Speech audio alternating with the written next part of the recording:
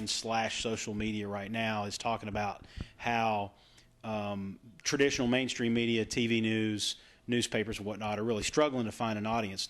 Newspapers aren't selling. People aren't watching TV news.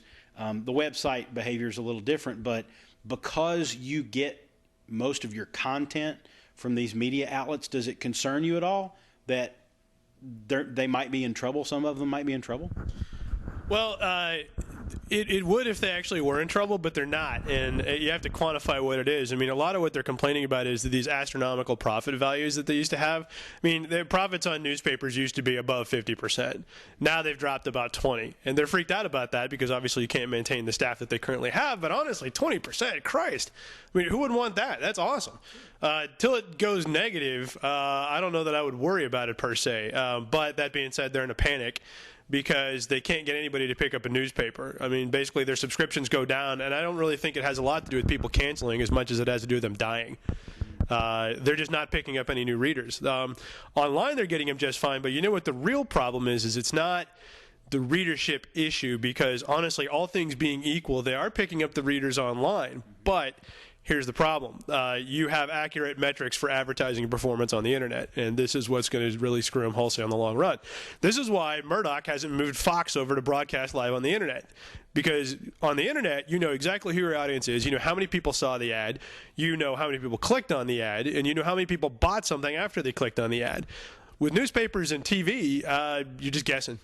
That's what ComScore is doing. They're just guessing. I mean, they have scientific methodology, and they're better. They're more right than I am when trying to predict what American Idol's audience is. But in general, the marketing departments for all these old media guys have oversold the performance. They have told people astronomical performance levels that just don't exist. When I was running my ISP back in the day, we went and talked to the Herald Leader about doing ads in the Lexington paper, and they said we would get a 4% response rate. Turns out that's nowhere close to what it actually is. On the internet, it's 0.2%. Initially, the discussion used to be, why is the response rate on the internet so bad? I haven't seen the discussion come up in a while, because I think what they realized is it's not that the internet is so bad. That is what the response rate is. It's 0.2% for damn near anything. And that's got a really bad repercussion angle for mainstream media. That's why Murdoch hasn't put Fox on the internet, because they cannot continue to charge the same amount of money for the same type of ads. Because everybody realizes all of a sudden, wow, well, the performance was supposed to be this, but holy crap, it's not. Additionally, one of the ways they used to metric ads out was whether or not you purchase an entire magazine. The ad was considered to be consumed. The impression was considered to be delivered. There's no real way to measure whether or not somebody read the thing, but the assumption was that people would read cover to cover. And in fact, they developed tricks to make sure you would do that. For example, in magazines and newspapers, newspapers will always have 3 or 4 articles on the main page, and then it'll say continued on page A10. Well, why the hell isn't it on the next page? Well, that's so you go add. Oh, page 10. Great, read. Okay, go add. Read another article. Add. They're trying to get you to go back and forth across the ads over and over again, and that's basically one of the ways to reassure advertisers that their ads are actually being seen. What's happening now is that when Time Magazine releases a new magazine, in the print world, you buy that, you consider to have consumed every advertisement in it, whether or not you actually conceived of, even saw the ad, or even, like I said before, even interpreted it as an advertisement, or even got the message in the first place and acted on it. Well, on the internet, what happens is now it's a la carte. And so Time.com does not get read from start to finish every single time they do a new update. What happens is that, and this is where aggregators come in, or other websites will pick out, holy crap, check out this article on, such and such. It's really awesome. Go look at it. People will go to Time.com, read the one article, and then get the hell out. Or if they're lucky, they'll see, if you like this article, read, blah, blah, blah. And people may click on about 1 or 2 more as the metrics turn out to actually show. So the problem is not that old media is dying, it's that they've oversold the marketing, that the marketing for old media does not translate to the new.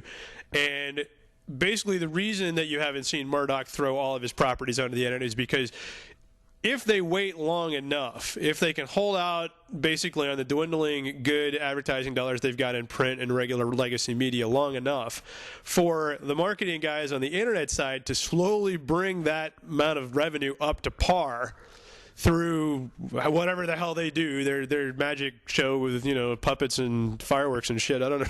I'm obviously not a sales guy, you can tell. However, they do that, and they realize it's going to take literally years because marketers, like I said before, are dumb as hell, and they don't innovate. So it's going to take years before they get this all. And the upshot of it is that they realize it's going to be a long process, and if they can just hang on long enough till it gets there, then they'll be okay.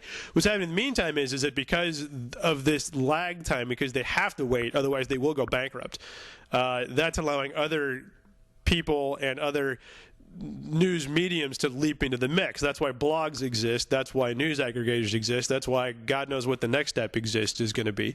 And that's why these guys appeared, is because basically there was no other way for anybody else to innovate, period. For a number of reasons. One, no money. Two, they're scared. Three, though, and this was an interesting thing brought up at a conference I was at. It was the Newspaper Association of America. It was an AP conference I was at back in 2002.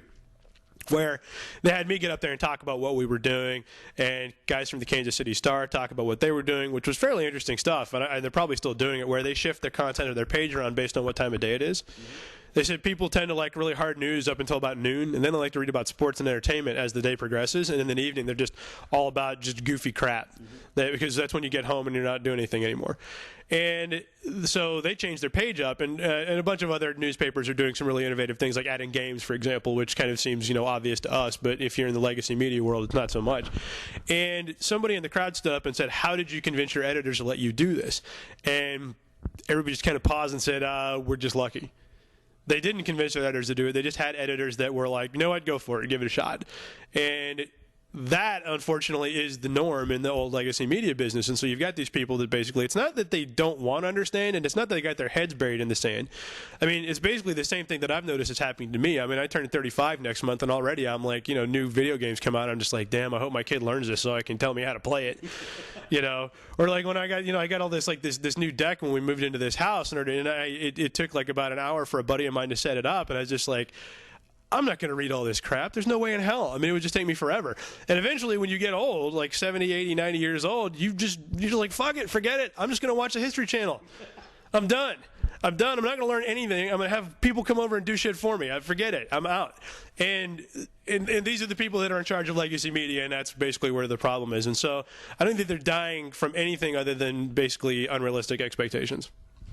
So, and I'm not going to assume, I don't want to put words in your mouth, but some things that I sort of kind of earmarked and parsed out of that was that it's probably accurate then to say content is king, because content is what captivates people.